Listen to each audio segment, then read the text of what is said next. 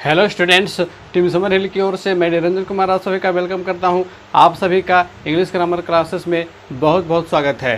तो स्टूडेंट्स, आप लोगों ने अपना होमवर्क रेडी करके रखा होगा पिछले क्लास का, और आज के क्लास में हम लोग बढ़ेंगे पास्ट परफेक्ट कंटिन्यूअस टेंस की ओर, जिसमें हम लोग सीखेंगे पास्ट परफेक्ट कंटिन्यूअस टेंस के कुछ रूल्स और उसके अनुसार पैटर्न, और उसके अनुसार से फिर आप लोगों को होमवर्क दिया जाएगा।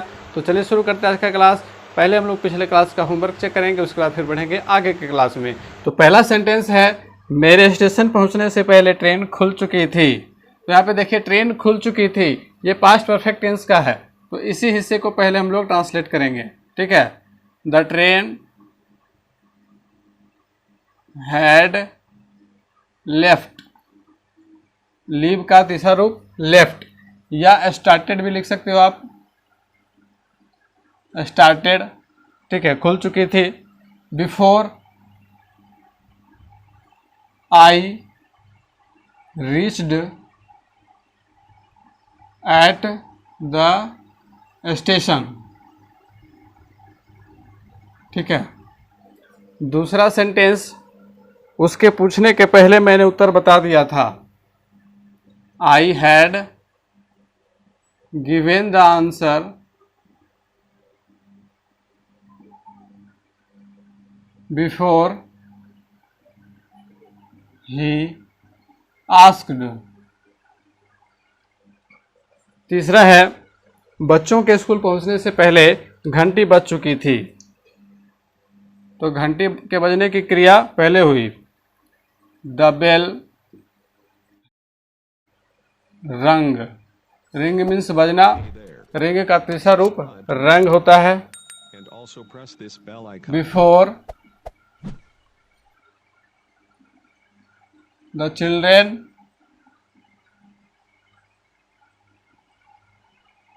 अराइव्ड, या रिच्ड भी लिख सकते हैं, एट द स्कूल। चौथा सेंटेंस है, उन लोगों के घर पहुंचने से पहले वर्षा शुरू हो गई थी। It had started raining. यहाँ पे रैनिंग नाउन के रूप में है, इसलिए ये नहीं समझिएगा कि रैन में आईएनजी कैसे लग गया। तो इट हैड स्टार्टेड रैनिंग, वर्षा शुरू हो गई थी। बिफोर दे अराइव्ड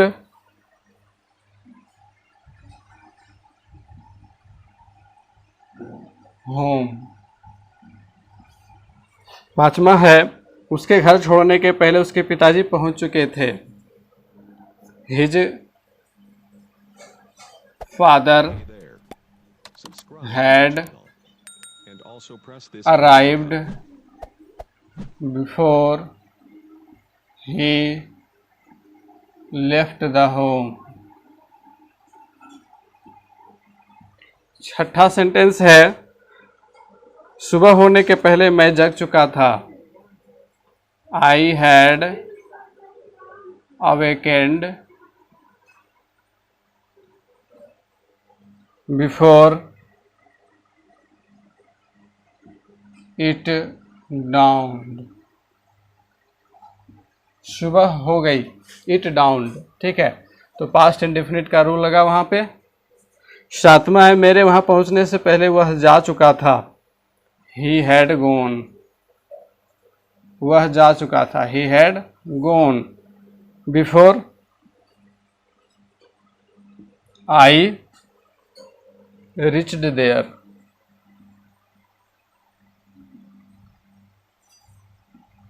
आठवां सेंटेंस है, लड़कों के जाने से पहले मैं नहीं आया था।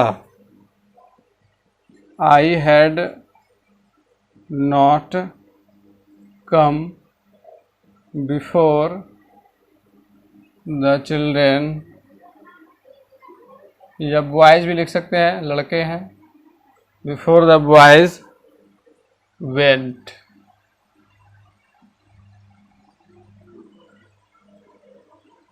वेंट अवे कर देंगे, जाने से पहले, छोड़ने से पहले, या लेफ्ट का भी प्रयोग कर सकते हैं, ठीक है। लेफ्ट का प्रयोग ज़्यादा बेटर रहेगा, बिफोर द चिल्ड्रेन लेफ्ट। 9वां सेंटेंस है, पिताजी के ऑफिस जाने के बाद बच्चों ने गृह कार्य नहीं किया था। तो the children had not completed the homework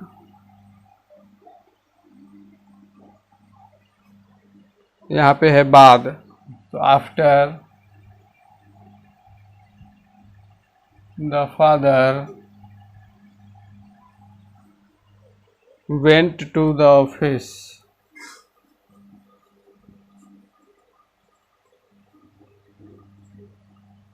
दसवां सेंटेंस है, क्या शिक्षक के आने से पहले बच्चे सो चुके थे।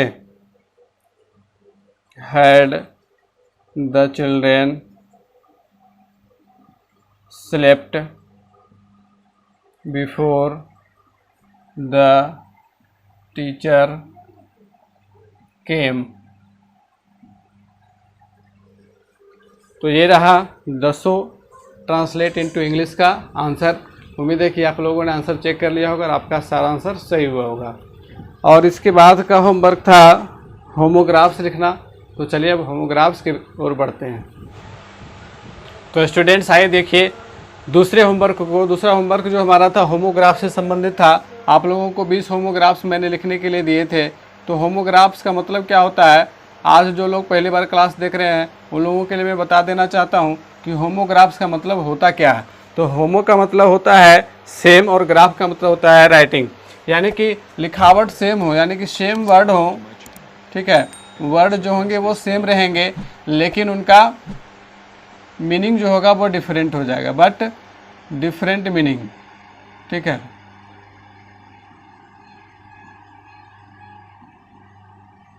अभी जैसे कि उदाहरण मैंने बताया था राइट, तो राइट का मतलब सही भी होता है और राइट का मतलब दायां भी होता है।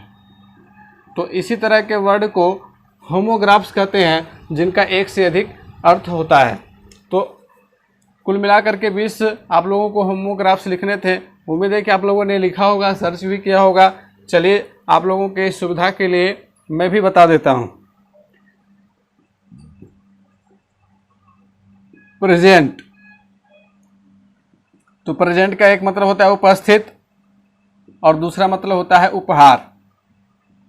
आई एम प्रेजेंट सर, मैं उपस्थित हूँ sir. I have a present for you, मेरे पास तुम्हारे लिए एक उपहार है। तो यहाँ देखिए कि प्रेजेंट का 2 अर्थ हुआ, उपस्थित और उपहार। तो इसी प्रकार के शब्दों को क्या कहते हैं, होमोग्राफ्स कहते हैं। दूसरा है लीड, तो एक लीड का मतलब होता है नेतृत्व करना। He will lead our team, वह हमारे टीम की कमान संभालेगा, नेतृत्व करेगा। और एक होता है लेड, लेड मीन्स शीशा। थोड़ा सा प्रोनाउंसिएशन में चेंजिंग हो सकता है, प्रोनाउंसिएशन जो है थोड़ा सा बदल सकता है लेकिन शब्द वही रहेगा और अर्थ उसके अलग अलग हो जाएंगे। तो लेड का मतलब होता है शीशा। This is made of lead, यह शीशे का बना हुआ है। तीसरा जो है लीव, अब यहाँ देखिए लीव, तो लीव का मतलब क्या होता है, रहना, ठीक है। आई लिव इन बिहार, मैं बिहार में रहता हूँ, तो लीव का मतलब हो गया रहना। और एक हो गया लाइव, शब्द यही है, बिल्कुल सेम स्पेलिंग है, लेकिन यहाँ देखिए इसका प्रोनाउंसिएशन थोड़ा सा बदल गया, लाइव हो गया, और इसकी हिंदी बिल्कुल बदल जाएगी, सजीव प्रसारण, ठीक है। लाइव का मतलब क्या होता है, सजीव प्रसारण, लाइव टेलीकास्टिंग। किसी भी मैच को हम लोग देखते हैं या किसी प्रोग्राम को लाइव टेलीकास्ट किया जाता है तो वहाँ पे LIVE लिखा रहता है, लेकिन वहाँ पढ़ना क्या रहता है हमें, लाइव, ठीक है। चौथा वर्ड देखेंगे मिनट, इसका 2 प्रोनाउंसिएशन है और 2 अर्थ है। एक है मिनट और एक है माइन्यूट। माइन्यूट, माइन्यूट किसी सरकारी दस्तावेज को माइन्यूट कहते हैं, और एक है मिनट, ठीक है। Come with in 15 minute, 15 minute के अंदर आ जाओ, ठीक है। तो यहाँ मिनट हो गया। और एक है माइन्यूट, माइन्यूट मैकॉलेज माइन्यूट, मैकाले का माइन्यूट यानी मैकाले का दस्तावेज। 5वां है बॉल। अब देखिए बॉल का मतलब क्या होता है, गेंद होता है, ठीक है। और एक बॉल का मतलब होता है पार्टी, इसको डांस पार्टी भी कहते हैं। ये इंग्लैंड के प्राचीन समय में, मध्यकालीन समय में ज़्यादा प्रचलित था बॉल पार्टी। छठा है बियर। बियर का मतलब भालू होता है और एक बियर का मतलब होता है वहन करना। ठीक है, वहन करना। I can't bear this wages, मैं इन खर्चों को नहीं वहन कर सकता हूं। ठीक है। सातवां है डियर। तो डियर का मतलब क्या होता है? डियर का मतलब होता है प्यारा। He is very dear to me, वह मुझे बहुत प्यारा है। और एक डियर का मतलब होता है महंगा। Vegetables are very dear nowadays, इन दिनों सब्जियां बहुत महंगी हैं। आठवां शब्द है कैपिटल। तो कैपिटल में देख लें, कैपिटल का मतलब क्या होता है? तो एक इसकी हिंदी होती है राजधानी और एक हिंदी होती है पूंजी। I haven't much capital for starting A business, मेरे पास किसी बिजनेस को शुरू करने के लिए पर्याप्त पूंजी नहीं है। Patna is the capital of Bihar, Patna Bihar की राजधानी है। तो देखिए शब्द जो है एक समान है लेकिन अर्थ अलग अलग हैं। तो इस प्रकार के वर्ड्स को ही होमोग्राफ्स कहते हैं, कहीं कहीं इनको होमोनिम्स भी कहा जाता है। अब देखिए 9वां शब्द क्या है? बैक।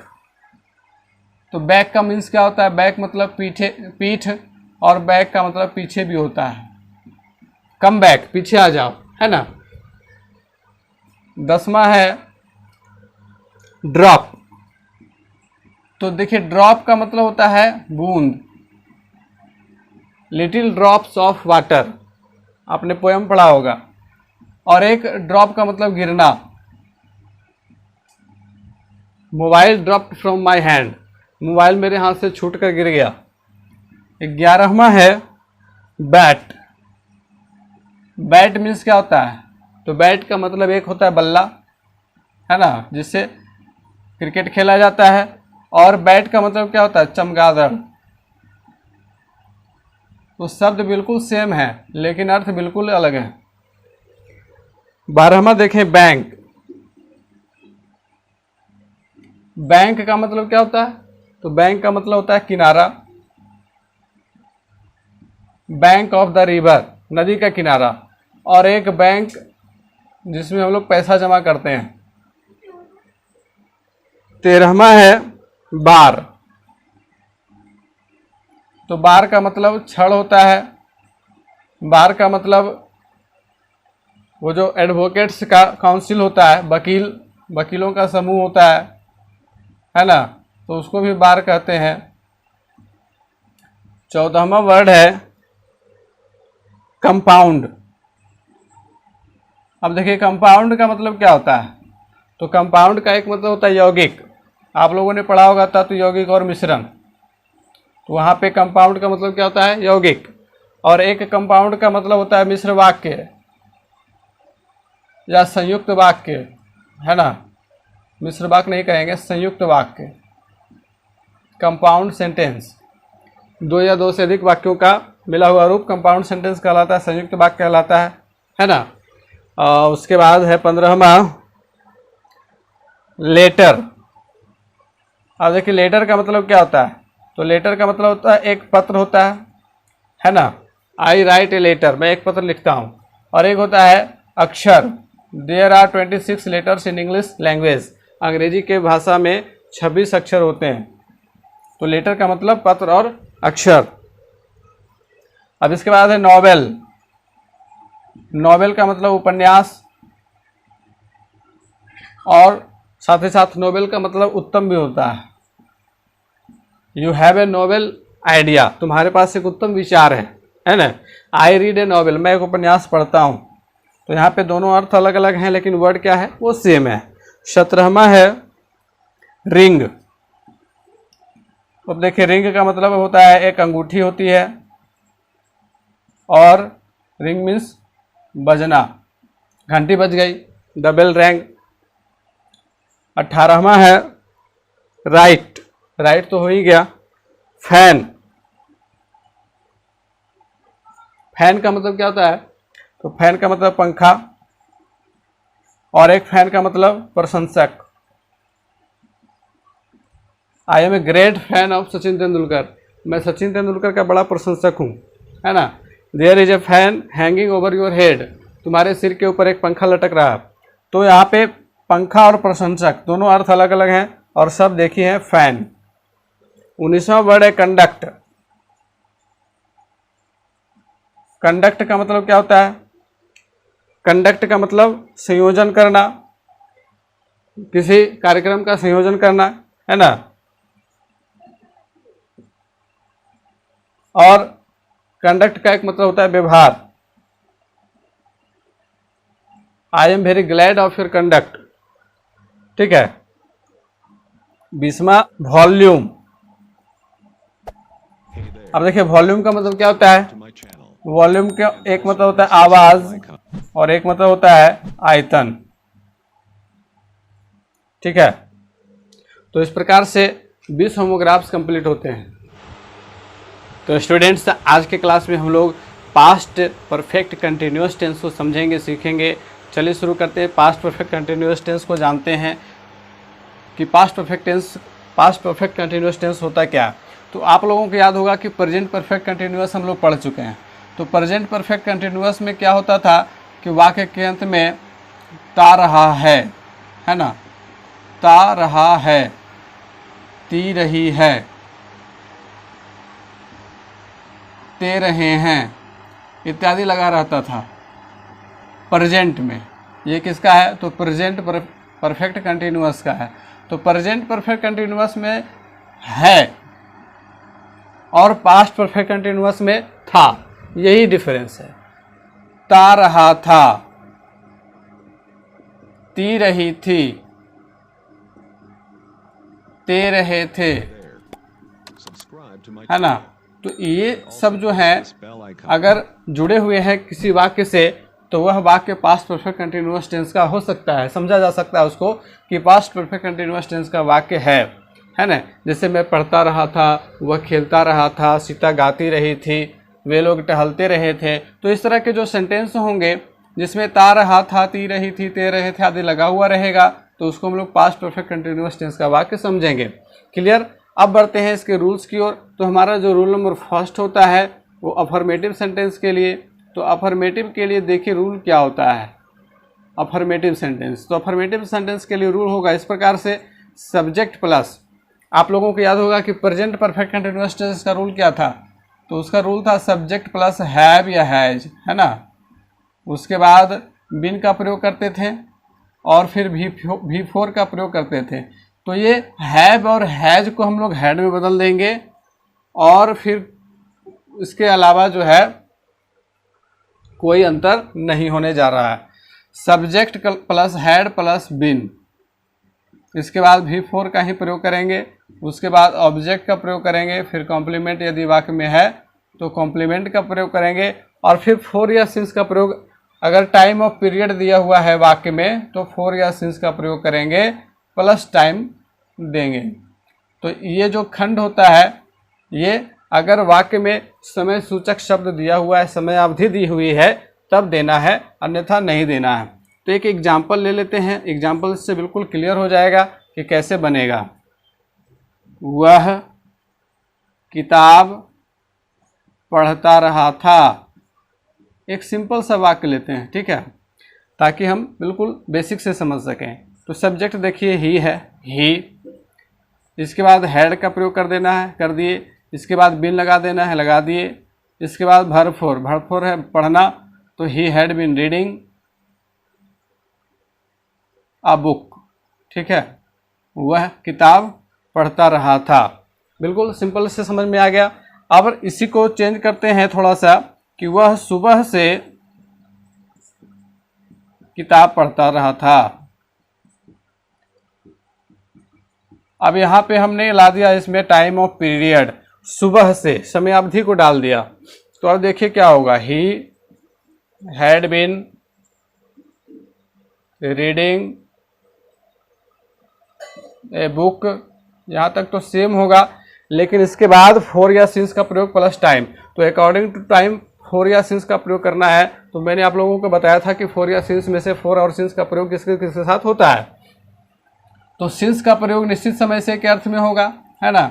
सिंस जो है वो निश्चित समय से के अर्थ में, अगर निश्चित समय से दिया हुआ है तो उसके साथ हम लोग किसका प्रयोग करेंगे, सिंस का प्रयोग करेंगे। और फॉर का प्रयोग किसके लिए करेंगे, तो फॉर का प्रयोग हम लोग अनिश्चित समय से के अर्थ में करेंगे। जब टाइम ऑफ पीरियड डिफिनिट हो तो वहाँ सिंस का प्रयोग, और जब इनडिफिनिट हो तो वहाँ फॉर का प्रयोग करेंगे। अब देखिए कि सुबह से, तो सुबह एक जो है डिफिनिट टाइम ऑफ पीरियड है, इसीलिए सिंस का प्रयोग करेंगे। ठीक है, सिंस मॉर्निंग, सिंस मॉर्निंग। यदि यहाँ पे रहता कि 2 घंटे से किताब पढ़ता रहा था, तो 2 घंटे से कब से उसने शुरू किया, वो डिफिनिट पीरियड ऑफ टाइम नहीं दिया हुआ है, तो वहाँ पे हम लोग क्या करते हैं कि 4 2 आवर्स लगा देते हैं। ठीक है, क्लियर। अब बढ़ते हैं इसके आगे के रूल की ओर, रूल नंबर 2 की ओर। तो आइए देखते हैं रूल नंबर 2 क्या होगा, उसका पैटर्न क्या होगा। तो रूल नंबर 2 हमारा होता है निगेटिव के लिए, है ना। निगेटिव अर्थात जिसमें नहीं का प्रयोग रहेगा, निगेटिव का सेंस आ जाएगा। तो उसके लिए हम लोग क्या रूल करेंगे, सब्जेक्ट प्लस हैड, हैड के बाद नॉट कर देना है। बाकी पूरा रूल वैसे ही रहेगा, उसमें कोई चेंजिंग नहीं होगी।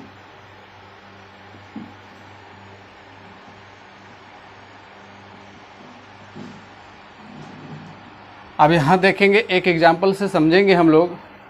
एग्जाम्पल ले लेते हैं। वे लोग 2 दिनों से बाजार घूमने नहीं जाते रहे थे।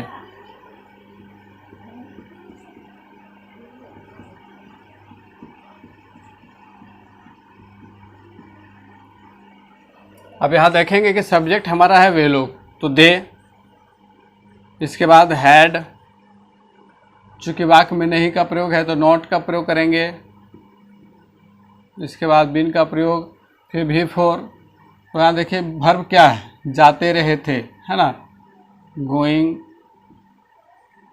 उसके बाद कॉम्प्लीमेंट, तो बाजार घूमने के लिए। ठीक है, they had not been going to visit the market. अब यहाँ 2 दिनों से, टाइम ऑफ पीरियड क्या है, 2 दिनों से, लेकिन कब से ये डेफिनिट टाइम नहीं है। 2 दिनों से कब से उसने शुरू किया, सोमवार से या मंगलवार से, कुछ नहीं दिया हुआ है। तो इनडेफिनिट टाइम में हम लोग क्या करेंगे, फॉर का प्रयोग कर देंगे, फॉर 2 डेज। यहाँ पे डेफिनिट टाइम अगर रहता कि सोमवार से, तब हम लोग सिंस का प्रयोग करते, सिंस मंडे। ठीक है, तो इसी चीज़ को समझना है, फॉर या सिंस का प्रयोग करते समय। अब बढ़ते हैं रूल नंबर 3 की ओर, जो होता है हमारा इंट्रोगेटिव सेंटेंस के लिए, है ना। तो इंट्रोगेटिव अर्थात प्रश्नवाचक वाक्य होता है। और प्रश्नवाचक वाक्य का रूल क्या होगा, तो इसमें थोड़ा सा चेंजिंग हुआ, हैड आगे आ जाएगा, बाकी सब कुछ पीछे चला जाएगा। Had plus subject plus been plus B4 plus object plus complement plus for या सिंस का प्रयोग करेंगे यदि टाइम ऑफ पीरियड दिया हुआ रहेगा तो, और लास्ट में क्वेश्चन मार्क डालेंगे।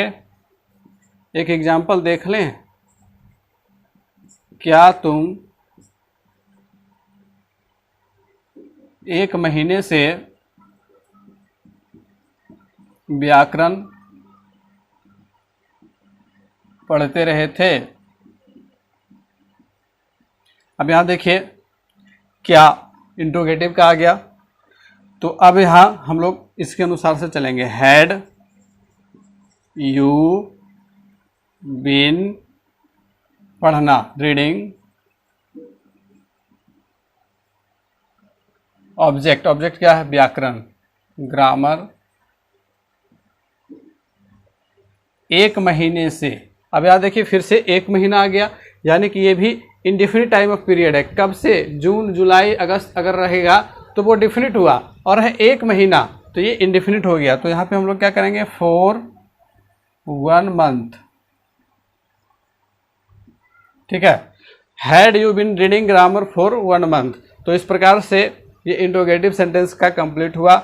अब बढ़ते हैं आज के होमवर्क की ओर, जो इन्हीं 3 सेंटेंस पैटर्न के ऊपर आधारित होगा।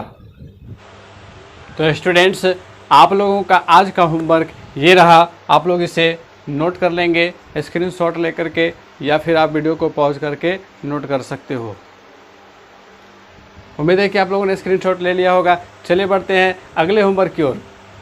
तो स्टूडेंट्स, आप लोगों के लिए दूसरा होमवर्क ये रहा मेक प्लुरल्स का 20 प्लुरल्स आप लोगों को बना करके रखने हैं। आप लोग इसका भी स्क्रीनशॉट ले लें। इसके बाद हम लोग बढ़ते हैं आज के सेंटेंस की ओर। तो उम्मीद है कि आप लोगों ने स्क्रीनशॉट ले लिया होगा। चलिए बढ़ते हैं आज के सेंटेंस की ओर। आज का सेंटेंस हमारा है